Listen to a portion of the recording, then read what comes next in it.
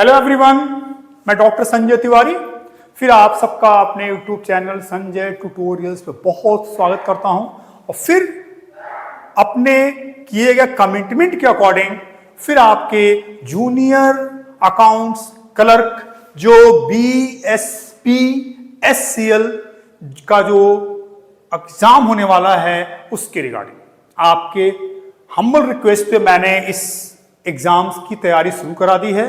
और पहला वीडियो जो मैंने अपलोड किया था अकाउंटिंग कॉन्सेप्ट्स का, वो आपके पास गया। बहुत अच्छा मैसेज बच्चों का आ रहा है, जो मैं चाह रहा था जिस तरह का रिस्पांस मुझे मिल रहा है। थोड़े से बच्चे भी कम हैं, लेकिन मुझे पूरा विश्वास है जैसे जैसे वीडियोस बनेंगे बच्चे हमारे इस वीडियो से जुड़ते जाएंगे। आपके जितने फ्रेंड्स हों जो एग्जाम्स की तैयारी कर रहे हों, प्लीज़ उन्हें ज़रूर इस चैनल के बारे में बताइए और पॉसिबल हो तो उनको इस वीडियो का लिंक जरूर उनके व्हाट्सएप पे शेयर करिए, उनको बताइए जिससे कि और भी लोग इस चैनल के बारे में जान पाए। आइए, हम लोग अकाउंटिंग कॉन्सेप्ट्स की बात कर रहे थे और अकाउंटिंग कॉन्सेप्ट्स में मैं एक वीडियो ऑलरेडी अपलोड कर चुका था।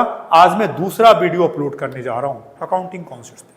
मुझे लगा कि अकाउंटिंग कॉन्सेप्ट बहुत अच्छा टॉपिक है और कल का अगर आप मेरा वीडियो देखेंगे, शुरू के 5 मिनट मैं अकाउंटिंग कॉन्सेप्ट्स के बारे में बोला हूं वो क्या है।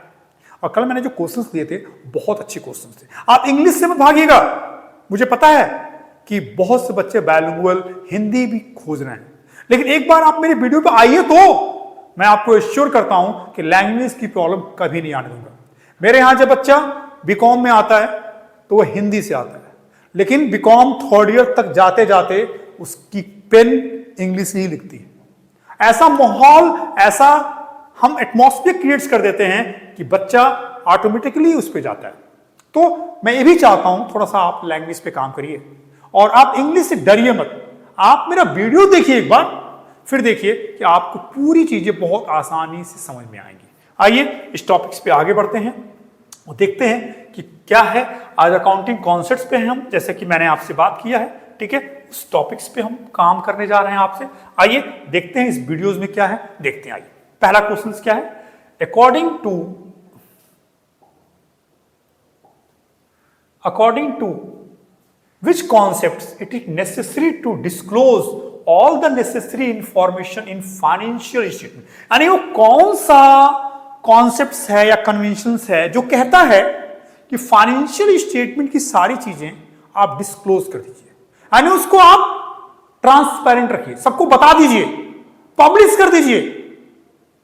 कंपनी के केस में तो एनुअल रिपोर्ट सबको मेल कर दिया जाता है। बहुत पहले तो उस एनुअल रिपोर्ट की कॉपी पोस्ट कर दी जाती थी, घर में पहुंच जाता था, लेकिन अब डिजिटल एज आ गया, वो मेल कर दिया जाता है। क्यों? इसी के चलते। और यह जो टॉपिक है यह है आपका कॉन्सेप्ट्स ऑफ फुल डिस्क्लोजर, जो कहता है एवरीथिंग शुड बी डिस्क्लोज। कुछ भी मत छुपाइए। अगर कंटीजेंट लायबिलिटीज भी है ना, तो भले लायबिलिटीज आज नहीं है, बुक्स मेंटेन करते समय उसको बैलेंस शीट बनाने के बाद नीचे नोट में लिख दीजिए, it may be in future. तो ये हमारा टॉपिक है। Capital accounts comes under which concept.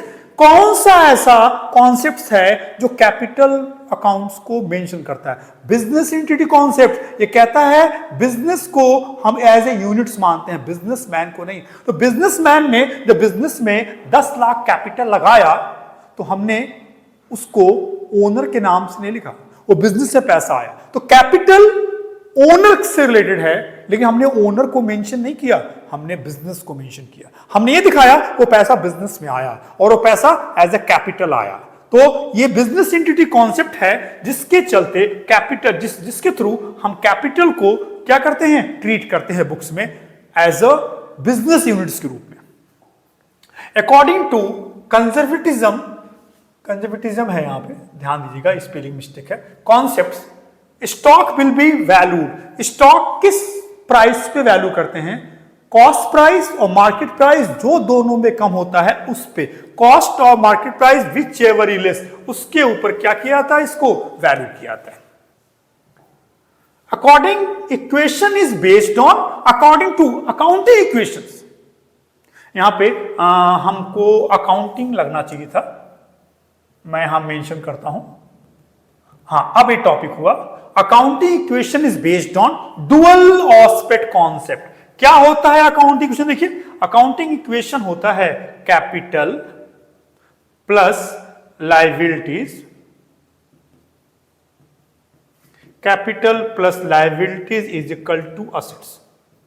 ये होता है अकाउंटिंग इक्वेशन, जो कहता है हर बिजनेस ट्रांजैक्शंस का इफेक्ट इन दो जगहों पड़ता है, और ये अकाउंटिंग इक्वेशंस जो है वो डुअल ऑस्पेक्ट कॉन्सेप्ट्स के ऊपर बेस्ड होता है। The need for showing contingent liability in the balance sheets arise out of convention, out of, ये है conservatism, sorry full disclosure, full disclosure, ठीक है ना। आइए, क्या है कंटिजेंट लायबिलिटीज? क्या है वो लायबिलिटीज जो बैलेंस शीट बनाते समय तो लायबिलिटीज नहीं है, बट इन फ्यूचर में किसी घटने पे लायबिलिटी बन सकती है, फिर भी हमें उसको बैलेंस शीट में तो नहीं दिखाना है, उसको as a foot note balance sheet में नीचे दिखाना है। और ये कहता है फुल डिस्क्लोजर कन्वेंशन, जो कहता है सारी चीजें ट्रांसपेरेंट रखिए, कोई भी चीज आपको छुपाना नहीं। The entity concepts of accounting is applicable to business entity concepts, जो कहता है business considered as a units, not businessman considered। ये कह रहा applicable to sole proprietorship में भी है, पार्टनरशिप में भी है, यानी ये हर जगहों पे क्या है applicable है। Fixed assets are reported in the balance sheets at historical cost basis. This is done in order to comply with the accounting principles of, यानी कि जो फिक्स एसेट्स है ना उसको बैलेंस शीट्स में हम दिखाते हैं हिस्ट्री कॉस्ट पे, और ये किस बेसिस पे होता है? गोइंग कंसर्न बेसिस पे। किस बेसिस पे? गोइंग कंसर्न बेसिस पे। According to money measurement concept the following will be recorded in the books of accounts. यानी मनी मेजरमेंट कॉन्सेप्ट क्या कहता है? उन्हीं को रिकॉर्ड्स करेंगे जो मनी में मेजर्स कर सकते हैं। क्वालिटी कंट्रोल बिजनेस से मनी में नहीं है, नहीं रिकॉर्ड्स होगा। कमीशन पेबल टू सेल्समैन है, एक्स्ट्रा प्रॉफिट में due to introduction of budgetary control, ये बजटरी कंट्रोल एक सिस्टम है, ये भी नहीं। यानी कि इसमें हम बात करें तो ये सेकंड वाला होगा, कमीशन जो देंगे ये मॉनेटरी फॉर्म में होता है, ये आएगा। Revenue is generally recognized being on at the time when, कब हम रेवेन्यू ऑन माना जाते हैं? जब गुड्स डिलीवर हो जाता है, जब व्हेन गुड्स आर डिलीवर। ये है रेवेन्यू रिकॉग्निशन कॉन्सेप्ट, कहता है जब आप गुड्स खरीद के ले आए दुकान पे तो अभी तक इनकम ऑन नहीं हुई, कस्टमर्स बात कर रहा है मतलब खरीदने रहे हैं तो इनकम ऑन नहीं हुई। कब आपका रेवेन्यू ऑन माना जाएगा? जो गुड्स आपके यहां से डिलीवर हो जाएगा। कल भी इससे बात हुआ था, जब गुड्स का पोजीशन चेंज हो जाएगा। Realisation principles of accounting does not apply to service industry पे अप्लाई होता है, माइनिंग पे, रेलवे पे, लॉन्ग टर्म कंस्ट्रक्शन कॉन्टेक्स्ट पे अप्लाई नहीं होता है। Which of following is not an accounting convention? Consistency convention है, फुल क्लोजर कन्वेंशन है, मटेरियलिटी कन्वेंशन है, सिक्रेसी, ये कन्वेंशन नहीं है। The convention of conservatism will have the effects of over statements of assets, under statement of assets होगा। क्योंकि conservatism में क्या होता है, हम फ्यूचर के एंटीसिपेटेड लॉसेस को रिकॉर्ड्स करते हैं, और एसेट्स को बढ़ा के दिखाएंगे तो प्रॉफिट्स में आ जाएगा, एसेट्स को घटा के दिखाएंगे। Dash dash is an accounting conventions, consistency है, कन्वेंशंस, अक्रूवल कॉन्सेप्ट्स है, रिलेशंस कॉन्सेप्ट है, यही हमारा आंसर जाएगा। Consistency is accounting conventions. Going concern concept is not followed, going concern concept bank follow करता है, ठीक है, कोऑपरेटिव सोसाइटी फॉलो करती है, ज्वाइंट वेंचर फॉलो नहीं करता है। क्यों? ज्वाइंट वेंचर एक स्पेसिफिक पर्पस के लिए बनाया जाता है या स्पेसिफिक पीरियड्स के लिए बनाया जाता है। जैसे वो काम पूरा हो गया, ज्वाइंट वेंचर खत्म हो गया। तो गोइंग कंसर्न क्या कहता है?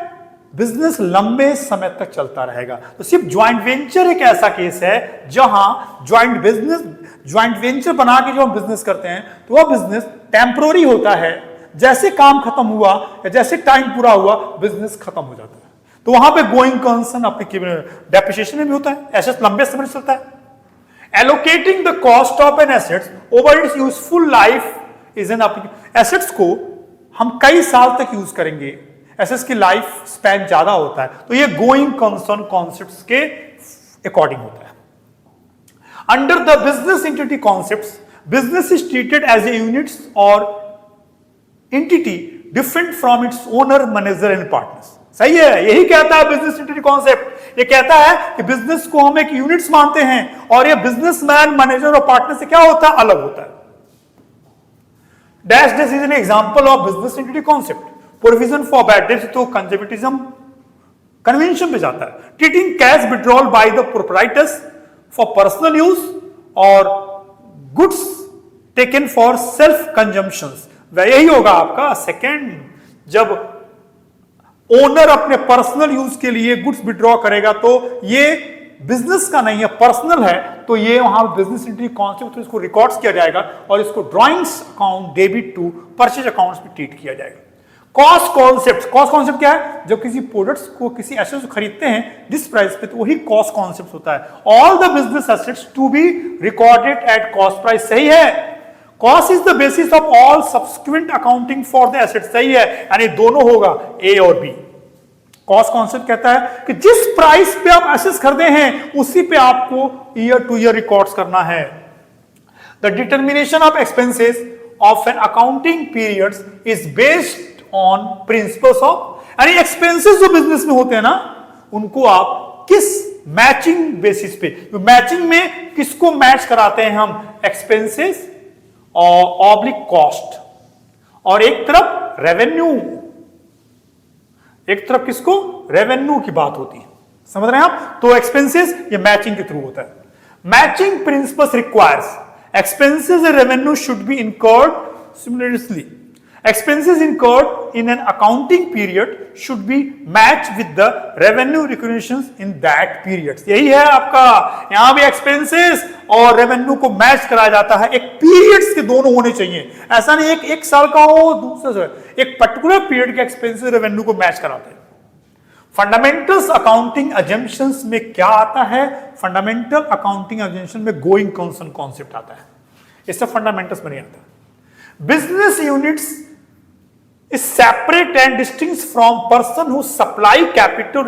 It's based on business entity concept. Business entity concept कहता है जो कैपिटल लगाता है ना, उसको बिजनेस से सेपरेट रखा जाता है। Assets should be valued at the price paid to acquire them based on किस, ये कॉस्ट कॉन्सेप्ट है। कॉस्ट कॉन्सेप्ट कहता है जिस प्राइस पे आप इसको अक्वायर किए उसी पे उसको दिखाएंगे आप। It is generally assumed that the business will not liquidate in the near foreseeable future because of periodicity. ये है आपका, यानी it's generally assumed that the business will not liquidate in the near foreseeable future because of, ठीक है, sorry going concern होगा, मैं गलत बता रहा हूं, वही मैं सोचा कि मैं गलत बता रहा हूं। गोइंग कंसर्न है कि बिजनेस में हम जो काम करते हैं उस बिजनेस को हम लंबे समय तक लेके बात कर रहे हैं फ्यूचर में, तो गोइंग कंसर्न्स होता है, जो कहता है कि बिजनेस हमेशा लॉन्ग टर्म के लिए स्टैब्लिश किया जाता है। During the life time of an entity, accountants prepare financial statement at arbitrary points of time as per, ये है पीरियोडिसिटी, यानी जो भी फाइनेंशियल स्टेटमेंट बनते हैं वहां एक पीरियड्स को फॉलो किया जाता है। जैसे हमारे अकाउंटिंग पीरियड अप्रैल टू मार्च होता है, उसके अकॉर्डिंग। ये एक और वीडियोस जो मैंने अकाउंटिंग कॉन्सेप्ट्स के ऊपर आपके साथ शेयर किया, होप करता हूं कि क्वेश्चन बहुत अच्छे लगेंगे आपको। और मैंने एक टॉपिक कवर कर दिया, अकाउंटिंग कॉन्सेप्ट्स कंडीशंस। इससे रिलेटेड थ्योरेटिकल पार्ट्स भी लेके बहुत जल्दी आऊंगा। कुछ शुरू हुआ तो एंड होगा। अब हम लोग आगे बढ़ते जाएंगे। कैसा लगा वीडियो जरूर कमेंट बॉक्स में लिखिए, जैसा भी आपको लगा हो जरूर बताइए। क्या आप और चाहते हैं हमारे चैनल से, हम जरूर आपके लिए उसको पूरा करेंगे। इस वीडियो को लाइक और शेयर करें, सारे फ्रेंड्स को जरूर इस चैनल्स के बारे में बताइए जहां हम लोग जूनियर अकाउंट्स क्लर्क के वीडियोस को लाना शुरू कर चुके हैं। प्लीज मेरे यूट्यूब चैनल्स को सब्सक्राइब करिए। कैसा लगा वीडियो आपको जरूर बताइएगा, कमेंट बॉक्स में आइएगा, जरूर कुछ मेरे लिए 2 लाइन लिखिएगा, मैं जरूर उसको रिप्लाई करूंगा। बहुत जल्दी फिर एक नए वीडियो के साथ मिलता हूं, तब तक के लिए थैंक्स।